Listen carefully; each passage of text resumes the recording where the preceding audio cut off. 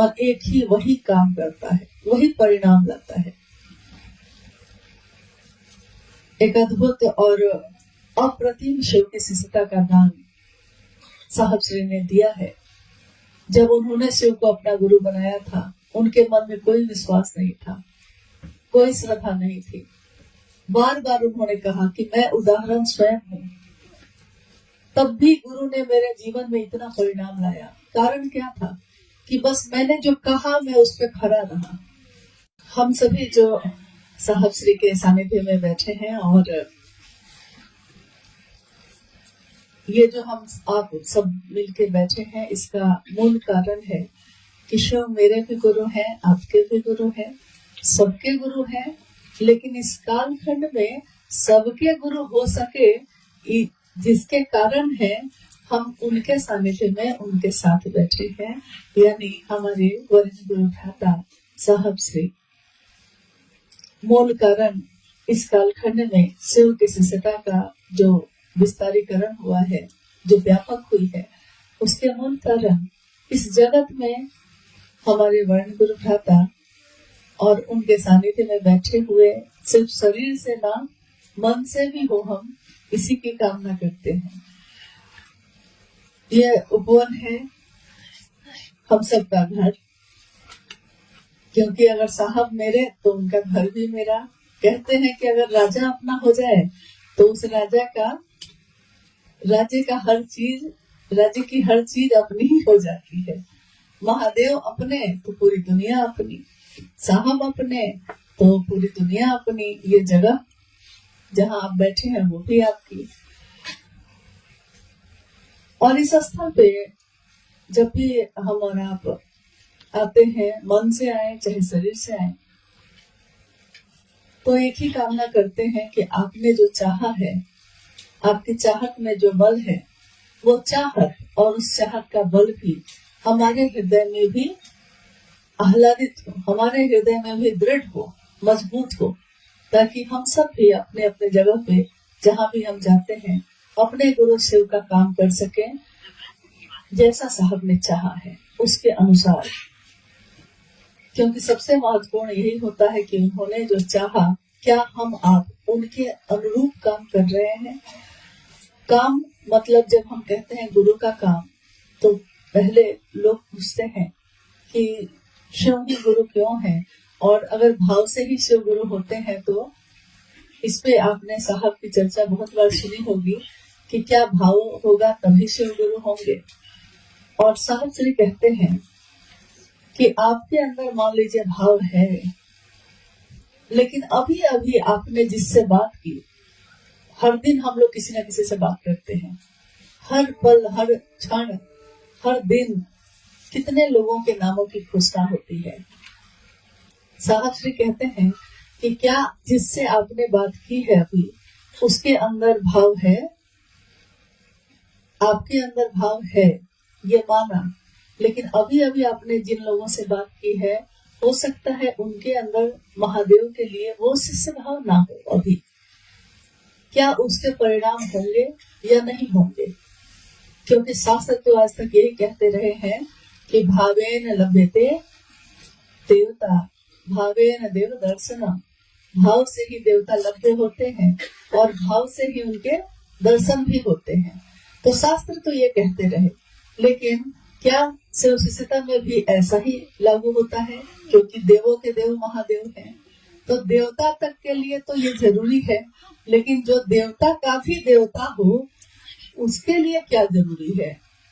तो अधिकांशतः मन में हमारे ये बात होती है कि जब देवता के लिए भाव जरूरी है, तो उनके भी जो देवों के देव है महादेव, उनके लिए तो भाव से भी ऊपर कुछ चीज होगी, तभी उनसे संपर्क संभव होगा।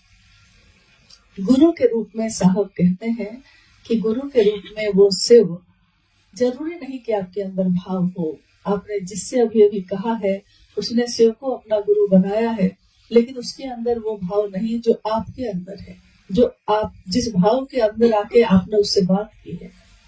क्या इसके परिणाम होंगे या नहीं होंगे?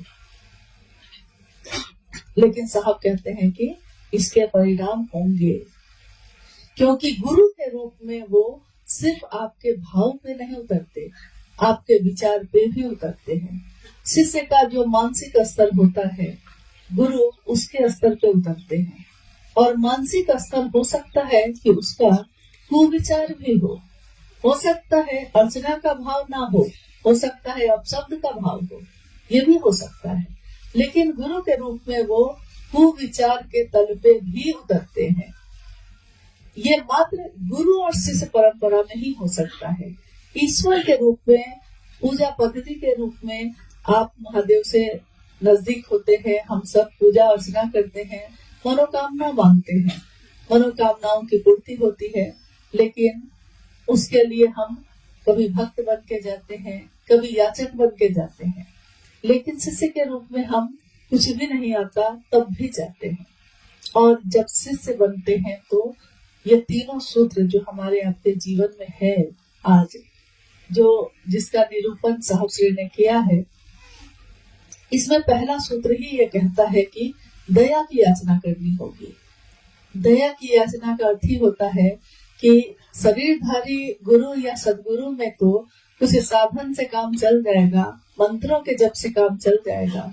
लेकिन जब शिव गुरु होंगे, जगत गुरु शिव गुरु होंगे मेरे आपके, तो वहाँ कुछ दूर तक साधना काम करती है, कुछ दूर तक मंत्रों का जप भी काम करता है, कुछ दूर तक कुंडली साधना भी काम करती है। लेकिन एक दिन उसकी भी सीमा खत्म हो जाती है। तो जब सबकी सीमा खत्म हो जाती है, उसके बाद अगर आपको चलना होगा तो आप किसके सहारे चलेंगे? हम किसके सहारे चलेंगे? एक बड़ी अद्भुत सी बात है शिव शिष्यता में कि शिव की शिष्यता की शुरुआत ही दया से हो जाती है। यानी कर्म नीचे ही रह गए, साधना नीचे ही रह गई, मंत्रों का जप नीचे ही रह गया, और सीधे जैसे बच्चा को सीधे 5वां क्लास से शुरुआत कर दी गई है। अब उसको आता कुछ नहीं है, लेकिन शुरुआत उसकी पहला क्लास से नहीं है, सीधे 5वां 7वां क्लास से शुरू कर दिया गया है। तो हम सोचते हैं कि ये कैसे होगा, क्योंकि हमको कुछ भी तो आता नहीं था। गुरु अपनी दया से शिष्य के उद्देश्य का परिमार्जन करते हैं। शिष्य जब कोई बनता है तो हो सकता है उसके मन में कोई कामना हो, कोई मनोकामना सबके मन में होगा। अभी हम लोग जितने लोग यहाँ बैठे हैं, तो अगर हम लोग सब आपस में एक दूसरे से पूछें कि जिस दिन हम लोगों ने शिव को अपना गुरु बनाया था, उस दिन किस कामना से बनाया था, तो सबके अलग अलग बात होगी, सबकी।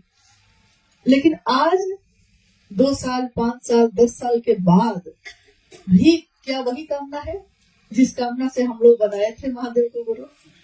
कोई प्रेम से बनाया होगा, सुन के अच्छा लगा इसलिए बना लिया, लेकिन किसी के जीवन में दुख होगा इसलिए बनाया, किसी को संतान नहीं होगी इसलिए बनाया, किसी को नौकरी नहीं मिल रही है इसके लिए बनाया, कोई सहारा नहीं है तो महादेव ही एक सहारा इसलिए बनाया। सबका उद्देश्य उस समय अलग अलग रहा होगा। अब कुछ दिनों में, कुछ सालों में क्या उस आज भी वही उद्देश्य है हमारा? इसका परिमार्जन कैसे हुआ? क्या इसके लिए हम लोगों ने कोई अलग से प्रयास किया? 3 सूत्रों के अलावा कुछ और किया है हम लोगों ने? जो साहब ने कहा 3 सूत्र करने को जितना उभर आता है वही करते हुए चले जा रहे हैं। और